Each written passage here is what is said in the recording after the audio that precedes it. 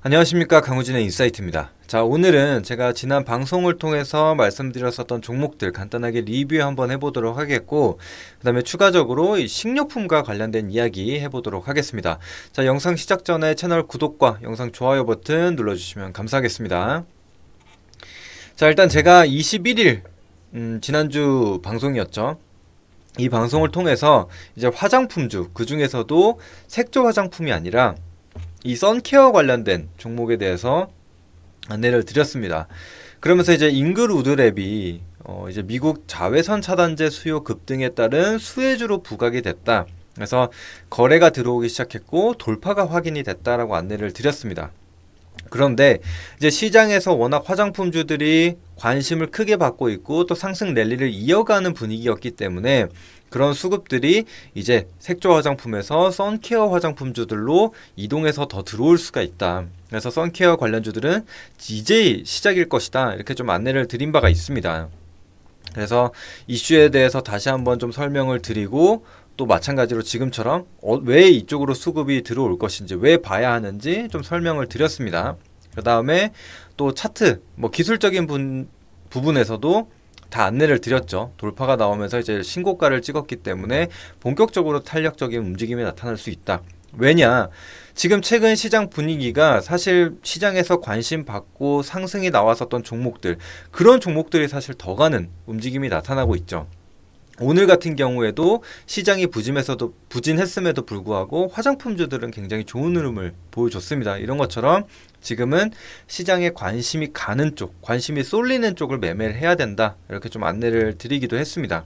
자, 그래서 잉그루드랩도 지금 상승 랠리를 이어가고 있고 제가 추가적으로 두 가지 더 안내를 드렸거든요. 그게 뭐였냐면 선진 뷰티 사이언스와 AE스텍이라는 종목이었거든요. 그래서 선진 뷰티 사이언스 같은 경우에도 이 선케어와 관련된 기업으로서 지금 돌파가 나왔다 라고 말씀드리면서 이제 본격적인 상승 랠리를 시작할 것이다 라고 좀 안내를 드린 바가 있습니다. 자, 그리고 이제 AE스텍 같은 경우에도 계속적인 조정을 보이다가 바닥을 찍고 지금 이 선케어 관련주 좀 아직까지는 부각이 덜 됐지만 원자재, 그러니까 선케어 화장품에 들어가는 그런 원재료를 또 공급하는 기업이기 때문에 부각을 받을 수 있다. 게다가 지금 바닥권에서 살짝 고개를 든 상황이기 때문에 추가적인 상승이 나올 수 있다. 단기 고점에 걸려 있는데 이것만 돌파 나오면 돌파 매매 관점으로 접근할 수 있다. 이렇게 좀 안내를 드린 바가 있습니다. 근데 이 세 종목들이 전부 다 굉장히 좋은 흐름을 보였습니다. 먼저 잉그루드랩을 보게 되더라도 21일날 방송이라고 말씀을 드렸죠. 그래서 21일 기준으로 봤을 때 요런 장대 양봉이 처음으로 이제 등장을 하게 됩니다. 근데 이제 그 다음부터 상승이 계속적으로 이어졌고 상승폭이 얼마 크지 않은 것처럼 보이지만 그 다음날 시초가 부근에서만 잡으셨다고 하더라도 20% 가까운 수익을 좀 낼 수 있었고 가장 컸었던 건 사실 선진 뷰티 사이언스라는 종목이었습니다. 그래서 21일이면 이날이죠. 그럼 다음날 시초가에 매수를 했다라고 하면은 11,910원입니다. 그러면은 대략적으로 80% 수준의 상승이 나온 거예요. 이런 것처럼 지금 이 선케어 관련주들이 굉장히 강한 상승 흐름을 좀 보여줬습니다. AE스텍도 마찬가지죠. AE스텍 같은 경우에도 21일이면 이날입니다. 그럼 그 다음날 시초가인 38,650원에 잡았다고 하더라도 이제 30% 수준의 상승이 나왔다라는 겁니다. 그래서 말씀드렸었던 이 세 종목 중에 하나만 잡으셨다고 하더라도 그래도 두 자릿대의 수익은 충분히 보실 수 있으셨을 겁니다. 그래서 제가 단순하게 이거에 대해서 말씀드리는 이유는 수익이 났다 혹은 내가 말한 종목이 잘 갔다라고 말씀드리는 부분보다는 여러분들이 좀 방송을 보실 때 그리고 지금 이런 유튜브를 보실 때 그에 대한 관점에 대해서 좀 말씀드리고 싶거든요. 저 같은 경우에.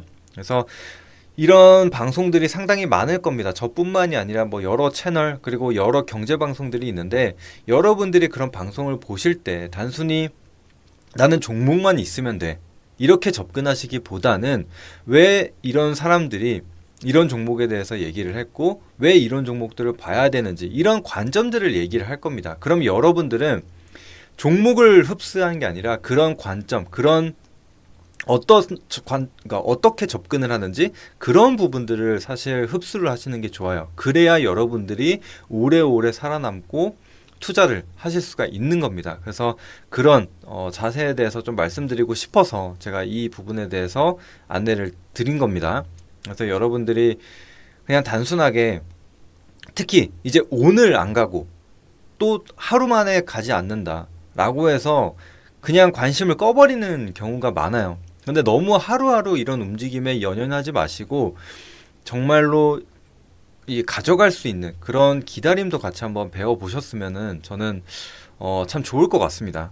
네, 그래서 그 부분에 대해서 좀 말씀을 드리고 싶었고 일단 이 부분은 여기서 마무리하도록 하겠고 자 그래서 다음 종목을 봐야 되는데 제가 봤을 때 지금은 좀 조정이 나올 수 있는 종목들 그 종목들에 대해서 미리 좀 준비를 하자라고 말씀드리고 싶습니다. 그래서 사실 최근에 잘 간 종목들 중에서는 이 식료품주들도 굉장히 잘 갔습니다. 이 불닭으로 인해서 삼양식품이라는 종목이 이런 식료품주들을 전부 다 좀 이끌어주는 그런 대장주 역할을 하고 있다라고 보시면 될 것 같습니다. 그뿐만이 아니라 이제 핫도그 관련주인 우양도 상승이 나왔고 그 외에 이제 김밥 관련주로 김과 관련된 기업들도 이 상승폭이 굉장히 컸어요. 근데 지금 아직까지 뭐 조정이 크게 나온 종목들은 아니지만 결국에는 이런 종목들이 조정을 보여줬을 때 우리는 그때 한번 진입을 해보자 라는 관점으로 좀 말씀드리고 싶어서 가져왔습니다. 그래서 이런 종목들도 마찬가지로 뭐 지금 당장 상승을 좀 보기보다는 시장 조정이 나올 때 그때를 좀 기회 삼아서 이 종목들이 같이 조정을 보여준다면은 눌림목에 접근을 해서 수익을 내보자. 혹은 지금 삼양식품 같은 경우에도 뭐 저점을 깨거나 이런 강한 조정이 나와주지 않고 있는데 이런 상황 속에서 시장 반등이 나올 때 돌파하는 흐름이 나타난다. 그러면은 또 돌파 매매 관점으로도 접근할 수 있을 것 같아서 한번 가지고 왔습니다.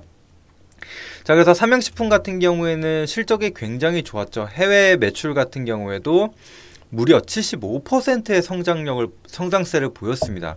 그래서 이전에는 식료품주들이 관심을 크게 못 받았었던 이유, 그 이유는 내수주였기 때문입니다. 근데 잘 아시겠지만 뭐 우리나라 국민 뭐 4천만, 5천만 이 정도밖에 되지 않았었기 때문에 시장이 엄청나게 크지 않았어요. 그렇기 때문에 이런 주가들이 강한 움직임을 보여주지 못했는데 그게 해외로 열리게 되면서 주가 레벨업이 나타났다라고 좀 보시면 될 것 같습니다. 그래서 삼양식품 뭐 최근에도 여러 기사들이 나오죠. 해외에 이 불닭볶음면이 대박을 터뜨리고 그게 연이어서 지금 계속적으로 이어지고 있는 상황이죠. 그래서 그게 실적들로 이어지면서 이런 상승이 나왔는데 자 일단 만약에 조정이 나오게 된다면 사실 뭐 어디까지 조정이 나올지는 모르겠으나 보통 이렇게 점상한가가 나온 종목들 같은 경우에 이 점상한가 밑으로 내려간 이후에 거래량이 마르고 저점이 잡혔을 때 반등이 나오면은 보통은 상한가 부근까지 이 점상한가를 갔었던 가격대 부근까지는 올라오기는 합니다.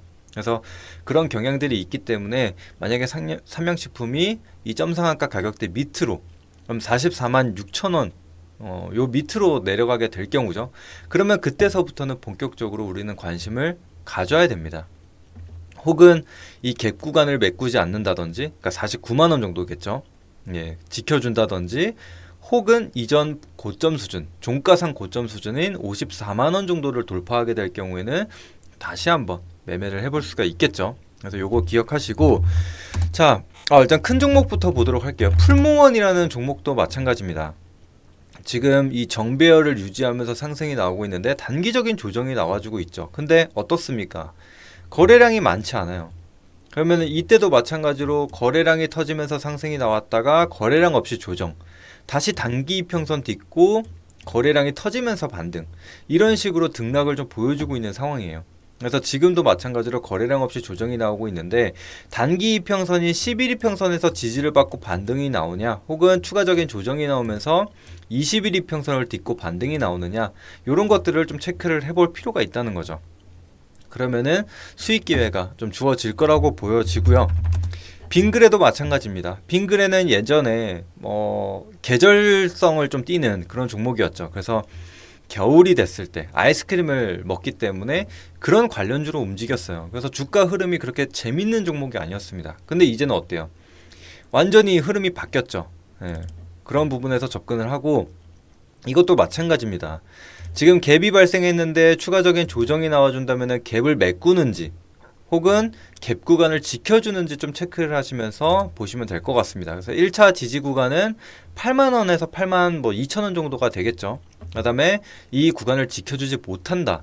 그러면 조금 더 기다렸다가 갭을 채우는 구간 한 7만 5천원 구간 정도를 2차 지지 라인으로 보시면서 가시면 될 것 같습니다. 그래서 대형주들은 이런 게 있고, 자, 우양 핫도그 관련주죠. 핫도그도 지금 해외에서 많이 팔렸다 이런 얘기들이 나오게 되면서 이런 상승을 좀 보여주고 있는데 이것도 비슷한 흐름이에요. 갭 구간, 갭 구간을 보던지 혹은 돌파 구간을 좀 본다던지, 가격대는 정해져 있습니다.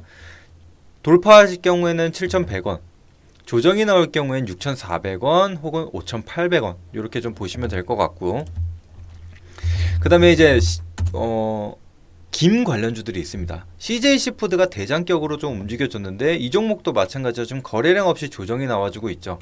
그래서 10일 이평선에서 조정을 지지를 받고 반등이 나오냐, 혹은 추가적인 조정을 보이면서 20일 이평선 수준까지 가거나 혹은 이 갭 구간까지 내려간다든지 이런 것들을 좀 체크하실 필요가 있다는 거예요. 그러니까 제가 말씀드리는 거는 내일 당장 혹은 다음 주 당장 오른다가 아니라 지금 눌림목을 기다렸다가 그 다음 반등을 노려보자. 그래서 이런 것들은 미리 준비를 해놔야 저점 혹은 지지가 테스트가 완료가 됐을 때 우리가 접근할 수 있는 거예요.